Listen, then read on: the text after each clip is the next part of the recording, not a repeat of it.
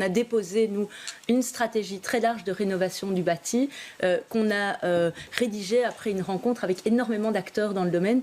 Et pourquoi ? Parce que pour nous, c'est l'enjeu clé en matière de transition climatique.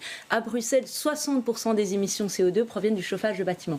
Donc si on veut avoir une action efficace, atteindre les objectifs à 2030-2050, ça c'est la première grosse masse sur laquelle il faut taper. Et comme ça prend beaucoup de temps et que ça coûte beaucoup d'argent, il faut vraiment s'y mettre.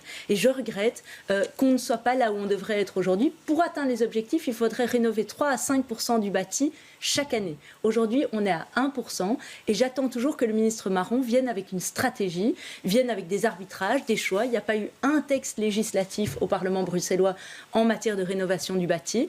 Et à part remettre une fois de plus les acteurs autour de la table, ce qui avait déjà été fait sous la législature précédente, on n'a pas encore vu d'action concrète. Je trouve que la Flandre, qui a baissé ses droits d'enregistrement à 1% pour ceux qui rénovent et qui font de l'efficacité énergétique, c'est quand même vraiment intéressant, alors que nous, on est toujours à 12,5% en région bruxelloise. À Bruxelles, il y a 60% de locataires. Et la difficulté, c'est d'inciter le propriétaire bailleur à rénover, puisque ce n'est pas lui qui va bénéficier de la réduction de la facture énergétique.